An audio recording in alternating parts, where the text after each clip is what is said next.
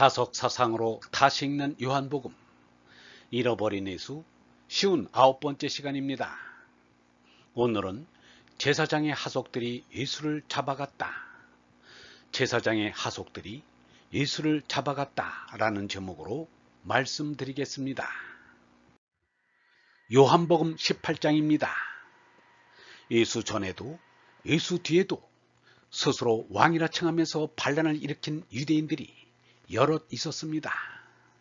이것을 폭력적인 메시아 운동이라고 합니다. 헤로데 왕이 진압했고 로마 총독이 진압하였습니다. 그런데 예수는 제사장의 경비병들이 잡아갔습니다. 이것은 예수를 미워하고 박해하는 주체가 누구인가를 뚜렷이 보여주는 일입니다.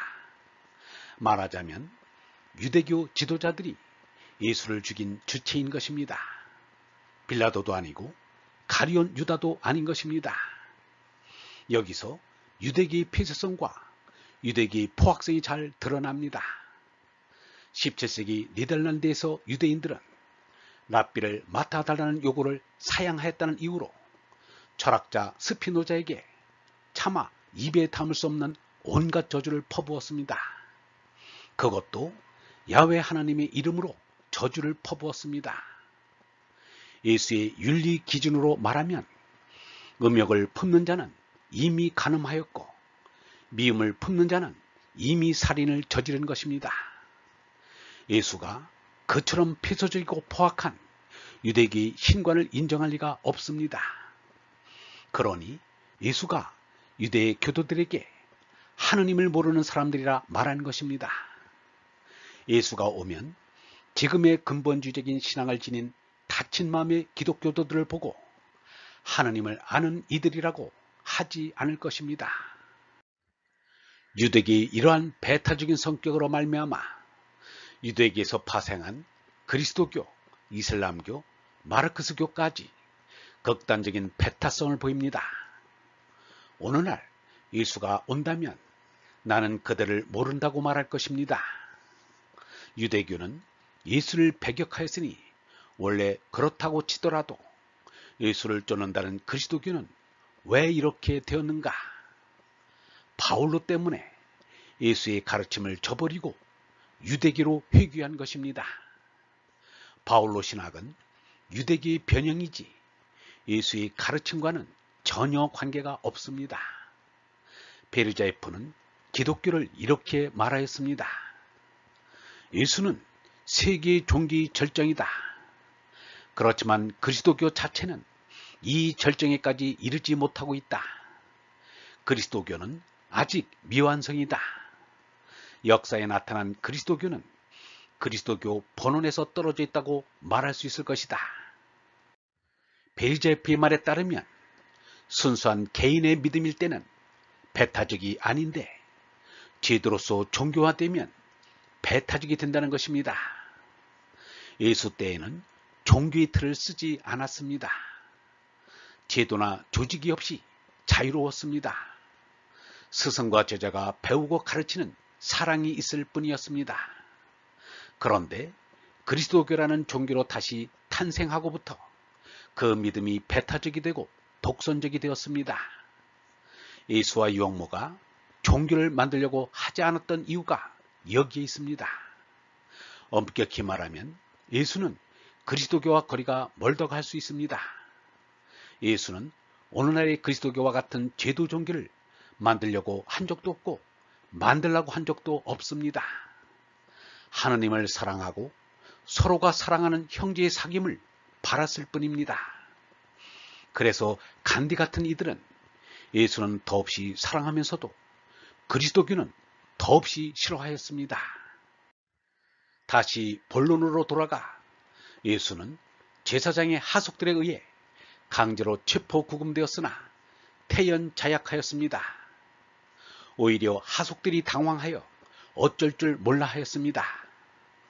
16세기 이탈리아의 철학자 조르다노 브루노가 로마 가톨릭의 종교 재판을 받았을 때 일입니다. 이단으로 정죄되어 사형 언도를 받은 브루노는 태연자약한데 화형을 언도하는 사자들이 두려워 벌벌 떨었다는 것이 아닌가. 그것이 예수의 말처럼 겨자씨 하나일 만한 믿음이라도 있다면 이 산더러 여기서 저기로 옮겨져라 해도 그대로 될 것이다 라는 그 믿음의 유력이었습니다. 러시아 제국 때는 사회주의자를 하여 체포되고 소련 시절에는 반공산주의자라는 이유로 체포된 바 있는 베르제프는 체포될 때의 심정을 이렇게 수레했습니다. 나는 체포될 때 거의 황홀한 순간이었던 것처럼 회상된다. 의기소침해지는 것 같은 일은 없었다. 반대로 끊임없이 정신이 약동하는 것을 느끼며 전투적 기분에 쌓였다. 오늘에 와서는 우습게까지 생각된다. 그런데 하물며 하느님 아버지의 뜻을 쫓아가는 길에서 예수는 어떠했겠는가? 예수의 그 의젓하고 늠름한 기백을 능히 상상할 수 있을 것 같습니다.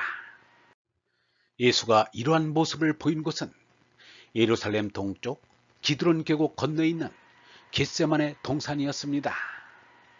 예수가 말하였습니다. 너희는 사람들 앞에서 옳은 채 한다. 그러나 하느님께서는 너희의 마음보를 다 아신다. 사실 사람들에게 떠받들리는 것이 하느님께서는 가증스럽게 보이는 것이다. 사람들에게 떠받들리는 것이 하느님께는 밑보인 대표적인 인물이 제사장 가야바와 그의 장인 안나스라 할 것입니다. 역사적인 성자 예수를 죄인으로 만들어 놓고 감히 신문을 한 것입니다. 이 얼마나 기가 막히는 적반하장의 일인가. 이 세상은 그런 일이 자주 벌어지는 곳입니다. 감히 예수를 신문한 이는 그 해의 대제사장인 가야바의 장인 안나스였습니다. 안나스는 현직에서 물러난 대제사장이었으나 로마 제국의 신임을 얻어 제사장 임명에 관여하여 현직 대제사장보다 더 큰 실권을 휘두르고 있었습니다. 그래서 줄곧 안나스 대제사장이라고 불렀습니다. 가야바보다 안나스가 먼저 예수를 신문한 것도 그 때문이었습니다.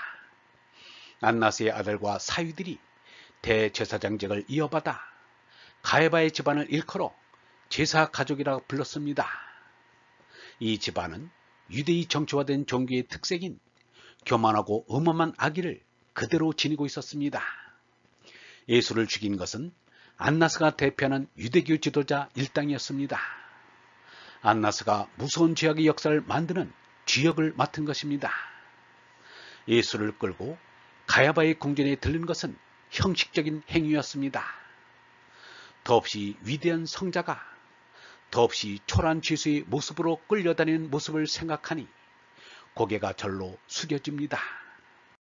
안나스 일당은 민중 반란을 두려워하고 있었습니다. 그리하여 그들은 열광적인 종교가들이 격양된 목소리와 자극적인 말로 민중을 선동하는 것을 경계하였습니다.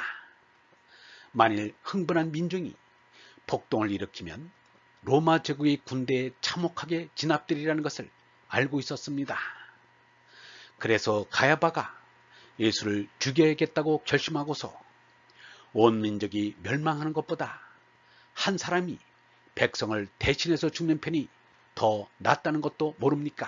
라는 그럴듯한 대의 명분을 내세웠던 것입니다. 그러나 예수는 로마 제국에 항거하자는 정치적인 말을 단 한 번도 하지 않았습니다. 그러므로 가야바가 내세운 명분은 예수에게 해당되지 않는 것이었습니다. 예수의 진리파지 운동은 어디까지나 비폭력적이었습니다. 가야바가 우려하는 것 같은 위협적인 선동이 아니었습니다. 그런데 훗날 가야바의 말대로 일이 일어났으니 그로부터 37년 뒤 기원후 70년에 무장 소요가 일어나 로마 장군 티투스에 의해 예루살렘이 초토화되고 성전은 괴멸되고 말았습니다. 그러나 예루살렘에서 예수가 꽃피운 진리정신은 북극의 오로라처럼 오늘도 우리들을 황홀케 합니다. 유영문은 이렇게 말하였습니다. 삶의 마지막을 거룩하게 끝내라. 끝이 힘을 준다. 끝이 힘을 준다는 말은 결단을 하는 데서 힘이 생긴다는 말이다. 끝이란 끊어버리는 것이다. 몸과 마음의 재난은 거짓나라, 이것은 참이 아니다라고 부정하는 것이다. 재난을 끊어버리는 데서 얼라의 정신이 자란다. 전광석화 같이 생명이 끝나는 찰나에 얼생명의 꽃이 핀다. 마지막 목숨 끝, 그것이 꽃이다. 그래서 유종짐이라 한다. 마지막을 아름답게 꽃피는 그것이 끝꽃이다. 그러기 위해서는 마지막을 기다릴 것이 아니라 순간순간이 곧 끝이다. 그렇기 때문에 언제나 끝이요 꽃이다. 얼번 여러분, 하나님 아버지의 뜻을 쫓는 길에서 예수의 그 의젓하고 늠름한 기백은 우리를 감동시킵니다. 사실 사람들에게 떠받들리는 것이 하느님께서는 가증스럽게 보이는 것입니다. 삶의 마지막을 예수처럼 거룩하게 끝내야 합니다. 예수의 그 거룩한 끝이 인류에게 엄청난 힘을 주었습니다. 그 끝에서 생명의 꽃이 피었고 평화의 세상이 펼쳐졌고 자유의 하늘이 열렸으며 사랑의 바다가 넘실거렸습니다. 예수의 그 거룩한 끝이 모든 번뇌를 끊고 온갖 거짓과 더러움을 불태웠습니다. 예수의 십자가로 몸과 마음의 재난은 참이 아니라고 부정하는 것입니다. 재난을 끊어버리는 데서 얼라의 정신이 자랍니다. 재나의 생명이 끝나는 찰나에 얼생명의 꽃이 핍니다. 그러므로 우리는 매일매일 언제나 끝으로 꽃을 피워야 합니다. 이것이 유종짐이입니다. 영성신학원 다속 아카데미의 하는 소리였습니다.